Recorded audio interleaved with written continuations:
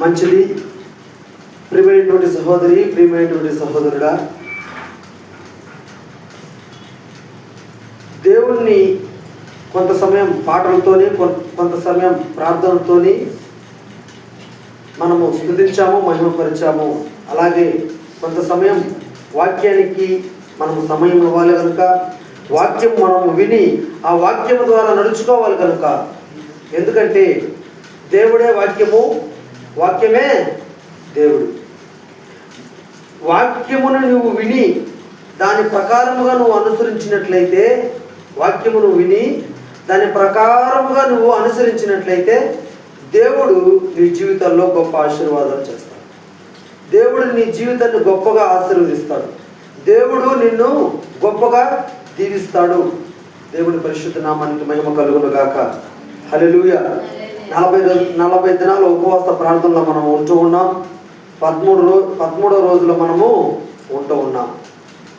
అయితే ఈ 13 రోజులు ఈ ఉపవాస ప్రార్థన ద్వారా దేవుడు మన ద్వారా తన నామాన్ని మహిమపరుచుకుంటూ ఉన్నాడు. అందుకే మనము దేవునికి ఇష్టబద్ధులమై ఉన్నాం. దేవుని పరిశుద్ధ నామానికి మహిమ కలుగును గాక. రండి, బైబిల్ గ్రంథం నుంచి ఒక మంచి మాటని నేను చూపిస్తాను. ఒకే ఒక మాట.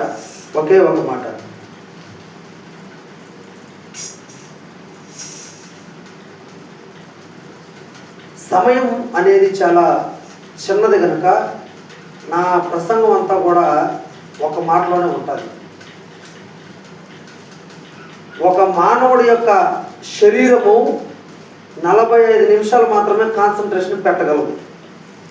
ఆ 45 నిమిషాలు దాటిపోయిందంటే వాడికి ఉన్న కాన్సన్ట్రేషన్ పోద్ది. అలాగే ఒక మాట చెప్పడంలో ఒక 10 నిమిషాలు లేకపోతే ఒక 20 నిమిషాలు సరిపోద్ది. కాబట్టి నాకు సమయము చిన్నది. అందుకని ఒక్క మాటలో దేవుడి మాటని ముగిస్తూ ఉంటా. సాధ్యమైనంత వరకు కూడా శ్రద్ధగా వినాలని మీకు క్రీస్తు పేరిట మనం చేస్తూ ఉన్నాను. దేవుని పరిశుద్ధ నామానికి మహిమ కలుగును గాక. రండి, బైబిల్ గ్రంథం నుంచి ఒక మంచి మాటను మనము చదువుకుందాం. యోహాను సువార్త 10వ అధ్యాయము. యోహాను సువార్త 10వ అధ్యాయము 11వ వచనం నేను చదువుతాను. నాతో పాటు అందరూ గట్టిగా దేవుని మాటల్ని చెప్పాలని ప్రేమతో మీకు మనం చేస్తూ ఉన్నాను. యోహాను సువార్త 10వ అధ్యాయము 11వ వచనాన్ని నేను చదువుతాను. నాతో పాటు మీరందరూ కూడా పలకాలని క్రీస్తు పేరిట మనం చేస్తూ ఉన్నాను. నేను గొర్రెలకు మంచి కాపరిని. మంచి కాపరి గొర్రెల కొరకు తన ప్రాణము పెట్టును. దేవుడు ఈ మాటల్ని ఇక్కడ ఉన్న దేవుని బిడ్డల హృదయంలో ఉంచును గాక. దేవుని పరిశుద్ధ నామానికి మహిమ కలుగును గాక.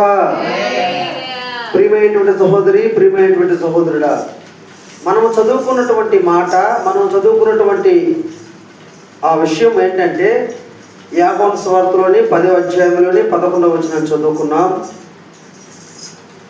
నేను గొర్రెలకు మంచి కాపరిని, అనగా ప్రభువైన యేసు క్రీస్తు గొర్రెలకి మంచి కాపరంట. దేవుడు గొర్రెలకి ఏం కాపరంట? మంచి కాపరి. అయితే మంచి కాపరి గొర్రెల కొరకు తన ప్రాణము పెట్టును. దేవుని పరిశుద్ధ నామానికి మహిమ కలుగును గాక. గొర్రెల గొప్ప కాపరి నా యేసు, మందల కొరకై ప్రాణం పెట్టెను నా యేసు. గొర్రెల గొప్ప కాపరి నా యేసు, మందల కొరకై ప్రాణం పెట్టెను నా యేసు. మంచి కాపరి, ప్రధాన కాపరి, ప్రేమ కాపరి, కాపరి, మంచి కాపరి, ప్రధాన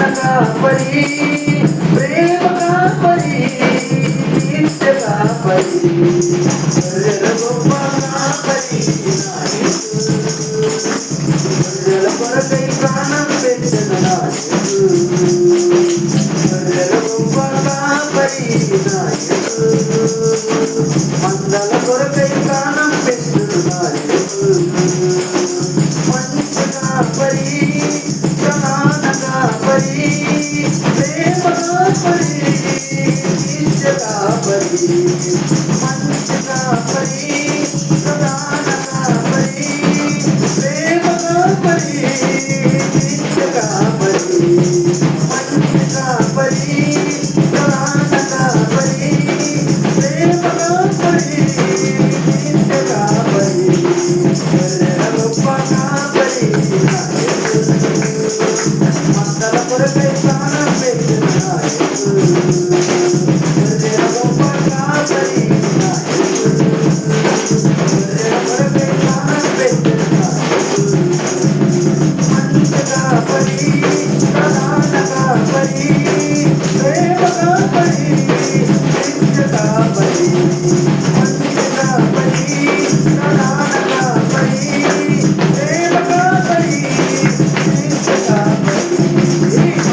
కాపరి, ప్రధాన కాపరి, ప్రేమ కాపరి, నిత్య కాపరి. మంచి కాపరి, ప్రధాన కాపరి, ప్రేమ కాపరి, నిత్య కాపరి. హల్లెలూయా. దేవుని పరిశుద్ధ నామానికి మహిమ కలుగును గాక. అందరూ కలిసి నాతో ఈ మాటలు చెప్పండి. మంచి కాపరి, ప్రధాన కాపరి, ప్రేమ కాపరి, నిత్య కాపరి. మంచి కాపరి, ప్రధాన కాపరి, ప్రేమ కాపరి, నిత్య కాపరి. హల్లెలూయా. దేవుని పరిశుద్ధ నామానికి మహిమ కలుగును గాక. ప్రియమైనటువంటి సహోదరి, ప్రియమైనటువంటి సహోదరుడా, యేసు ప్రభువు పరలోకాన్ని విడిచి 2026 సంవత్సరముల క్రితం మానవ అవతారిగా ఈ భూమి మీదకి వచ్చాడు. ఆయన ఈ భూమి మీదకి మనిషిగా రావడం మాత్రమే కాకుండా నా కొరకు ప్రాణం పెట్టాడు, నీ కొరకు ప్రాణం పెట్టాడు, మనందరి కొరకు కూడా ఆయన ప్రాణాన్ని పెట్టాడు. యేసు ప్రభువు గొర్రెలకి మంచి కాపరి. ఇక్కడ గొర్రెలు అంటే ఎవరు అంటే మనమే. గొర్రెలు అంటే ఎవరంటే మనమే. ఎవరైనా మిమ్మల్ని గొర్రెలు అంటే బాధపడబాకండి. నీవు దేవుని బిడ్డవి అని అర్థం. చాలామంది వాక్యాల్ని కూడా చెబుతూ ఉంటే, లేకపోతే వాక్య ప్రసంగాలు జరుగుతూ ఉంటే, దైవ సేవకులు చెబుతూ ఉంటే కింద కామెంట్స్లో వస్తాయి, గొర్రెల మంద స్టార్ట్ అయిందని. ప్రియమైనటువంటి సహోదరి, ప్రియమైనటువంటి సహోదరుడా, నిన్ను ఎవరు గొర్రె అని నిన్ను అంటే నువ్వు బాధపడాల్సిన అవసరం లేదు. ఎందుకంటే మన ప్రభువు అయిన యేసుక్రీస్తు నీ కొరకు నా కొరకు ప్రాణం పెట్టాడు. యేసు ప్రభువు గొర్రెలకి మంచి కాపరి. అయితే గొర్రెలు ఎటువంటి స్వభావం గలవి? గొర్రెలకి ఒక మంచి స్వభావం ఉంటుంది. ఏంటయ్యా ఆ స్వభావం అంటే, గొర్రెలు తన కాపరి స్వరాన్ని వింటాయి. ఇంక ఎవరి స్వరాన్ని అవి వినవు, ఇంక ఎవరి మాటను అవి పట్టించుకో. ఆ గొర్రెలు వినేది ఏంటంటే ఓన్లీ అంటే ఆ కాపరి స్వరాన్ని మాత్రమే వింటాయి. దేవుని పరిశుద్ధ నామానికి మహిమ కలుగును గాక. గొర్రెకున్న మంచి స్వభావం ఏంటంటే కాపరి స్వరాన్ని వినడం. బైబిల్లో నేను ఒక మంచి మాటను చూపిస్తాను, చూడండి. యోహాను సువార్త 10వ అధ్యాయము 27వ వచనం. 27వ వచనాన్ని చూడండి, చదవండి. నా గొర్రెలు నా స్వరము వినును, నేను వాటిని ఎరుగుదును, అవి నన్ను వెంబడించును. దేవుడి పరిశుద్ధ నామానికి మహిమ కలుగును గాక.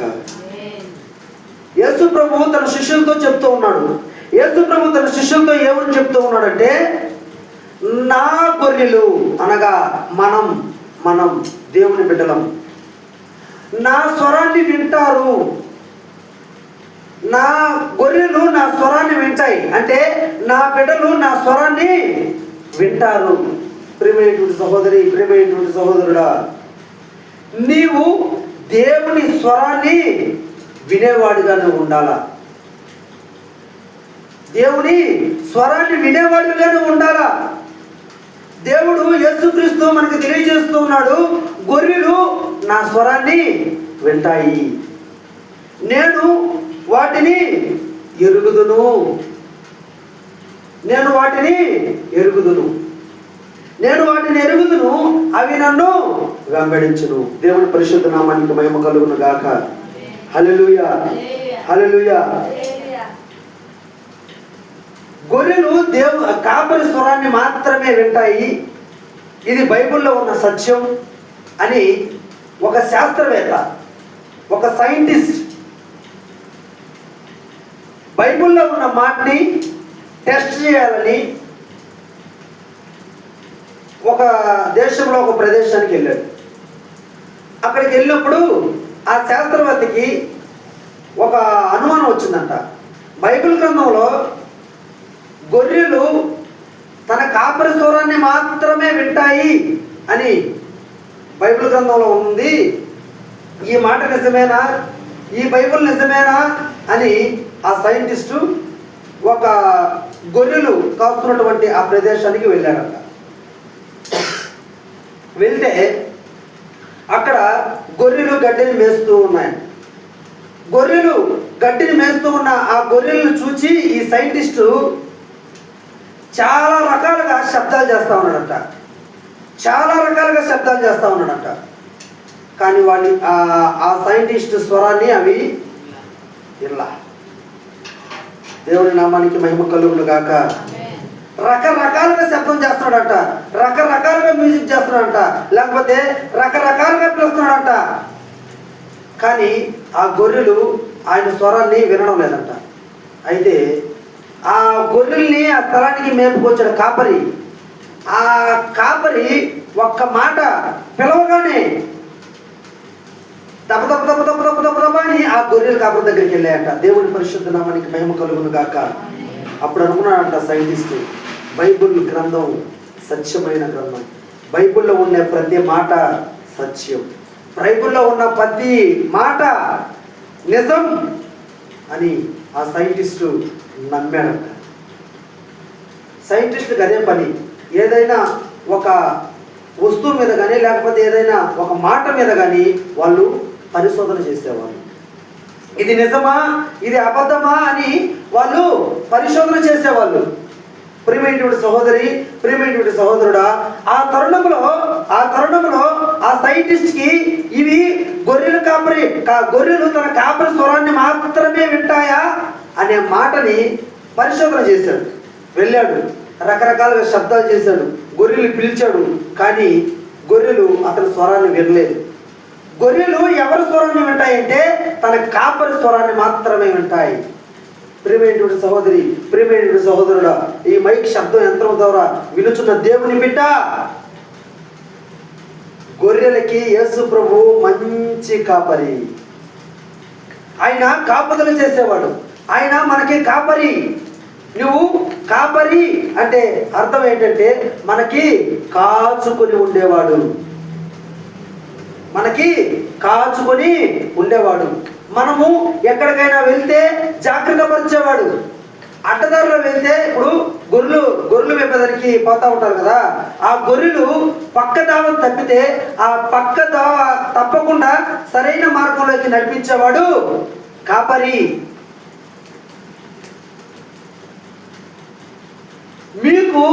మేము కాపరులం అయితే మాకు మనందరికీ కాపరి యేసుక్రీస్తు. దేవుని పరిశుద్ధ నామానికి మహిమ కలుగును గాక. హల్లెలూయా. ఒక గొర్రె తన పోయే ద్వారంలో నుంచి తప్పిపోయిందంటే ఆ దారి అది కాదు, నువ్వు నడవాల్సిన దారి ఇది అని చూపించేవాడే కాపరి. గొర్రెలు తన కాపరి స్వరాన్ని మాత్రమే వింటాయి. అయితే దేవుని స్వరం వినే గొర్రెలకి ఒక అద్భుతమైనటువంటి ఆ దేవుడు ఇస్తున్నటువంటి ఆ ఆశీర్వాదాన్ని నేను మీకు ఈరోజు తెలియపరచాలని ఆశపడుతూ ఉన్నాను. ప్రియమైనటువంటి సహోదరి, ప్రియమైనటువంటి సహోదరుడా, గొర్రెకి తన కాపరి స్వభావం వినే తన కాపరి స్వరము వినే స్వభావం దానికి ఉంటుంది. అయితే దేవుని స్వరము వినడం వలన మనకి కలిగే ఆశీర్వాదం, దేవుని స్వరము మనము విన్నదాని వల్ల మనకి వచ్చేటువంటి దీవెన. ప్రియమైనటువంటి సహోదరి, ప్రియమైనటువంటి సహోదరుడా, ఈ 13వ రోజు ఉపవాస దినములలో, ఈ 13వ రోజు ఉపవాస దినం రోజున దేవుడు మీతో సూటిగా మాట్లాడుతున్నాడు.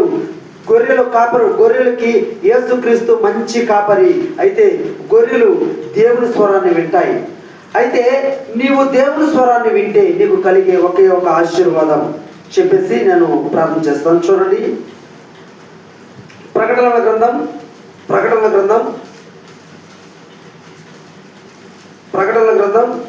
3వ అధ్యాయం 20 వచనం.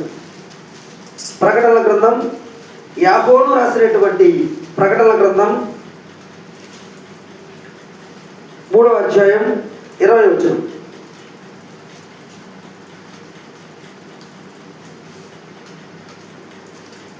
ఇదిగో నేను తలుపు నొద్ద నిలుచుండి తట్టుచున్నాను. ఎవడైనను నా స్వరము విని తలుపు తీసిన ఎడల నేను అతని యొద్దకు వచ్చి అతనితో నేనును నాతో కూడా అతను భోజనము చేయుదుము. దేవుని పరిశుద్ధ నామానికి మహిమ కలుగును గాక. హల్లెలూయా. ఎవడైతే దేవుని స్వరాన్ని వింటాడో, దేవుడు మన గృహాల దగ్గరకు వచ్చి తలుపుని తడతాడంట. తలుపు తట్టినప్పుడు ఎవడైతే దేవుని స్వరము వింటాడో, ఎవడైతే ఆ తలుపు నొద్ద నిల్చుండి తట్టుచున్నాను, ఎవడైతే దేవుని స్వరాన్ని విని తలుపు తీస్తాడో అతడు దేవునితో కూడాను, దేవుడు అతనితో కూడాను భోజనం చేస్తాడట. దేవుని పరిశుద్ధ నామానికి మహిమ కలుగును గాక. హల్లెలూయా. ప్రియమైనటువంటి సహోదరి, ప్రియమైనటువంటి సహోదరుడా, దేవుని స్వరాన్ని మనం వినాలా. దేవుని స్వరాన్ని మాత్రమే వినాలా. స్వరం అంటే మాట, దేవుని మాట. ఎక్కడైనా దేవుడి మాట వినడం మంచిది. అది ఉపవాస ప్రార్థన కావచ్చు, ఆదివారం ఆరాధనలు కావచ్చు, కుటుంబ ప్రార్థనలు కావచ్చు, ఇంకా ఎక్కడైనా కూడా దేవుని స్వరాన్ని నువ్వు విని నీ హృదయము అనే తలుపులు నువ్వు తీసి ఆయన నువ్వు ఆహ్వానిస్తే దేవుడు నీకు ఇవ్వబడే ఆశీర్వాదం ఏంటంటే ఆయన నీతో కలిసి భోజనం చేస్తాడట. దేవుని పరిశుద్ధ నామానికి మహిమ కలుగును గాక. అనగా ఆయన మన యొద్ద నివాసం చేస్తాడనే అర్థం. ఈ ఉపవాస దినాల్లో మనం ఎందుకున్నామంటే దేవునికి దగ్గరగా మనము నివాసం చేయడానికి, దేవునితో మనము సహవాసం చేయడానికి. 2026 సంవత్సరాల క్రితం యేసు ప్రభు ఈ భూమి మీదకి వచ్చి గొర్రెలు అనే మనకి, నా కొరకు, మీ కొరకు, మనందరికి కొరకు కూడా ఆయన ప్రాణాన్ని సిలువలో తన ప్రాణాన్ని త్యాగం చేశాడు. అయితే మనము ఆయన స్వరం వినేవారి మాదిరిగా ఉండాలి. ఆయన స్వరం వినేవారి మాదిరిగా మనము ఉండాలి. ఆయన స్వరాన్ని ఎప్పుడైతే నువ్వు విని, ఎప్పుడైతే నీవు దాన్ని అంగీకరిస్తావో అప్పుడు ఆయన నీతో కూడా భోజనం చేస్తాడు. సర్వం ఆయన ఎరిగిన దేవుడు కనుక ఆయన నీతో భోజనం చేస్తాడు. ప్రియమైనటువంటి సహోదరి, ప్రియమైనటువంటి సహోదరుడా, నీ కష్టం పోవాలన్నా, నీకు ఉన్న సమస్య తొలగిపోవాలన్నా యేసు ప్రభు స్వరాన్ని నువ్వు వినాలి. గొర్రెలకి మంచి స్వభావం ఉంది. ఏంటి ఆ స్వభావం అంటే దేవుని యొక్క స్వరాన్ని వినడం.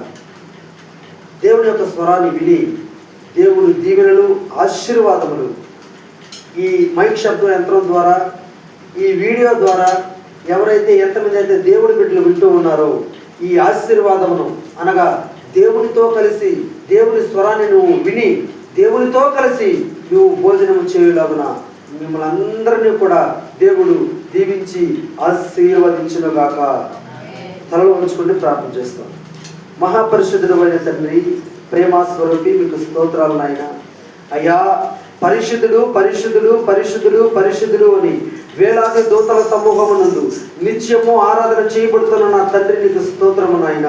అయ్యా ఇదిగో ఎక్కడైతే 2-3 కూర్చొని నా నామం ప్రచురిస్తారో వారి మధ్యలో నేను ఉంటానని వాగ్దానం చేసిన దేవుడానికి స్తోత్రము నాయన.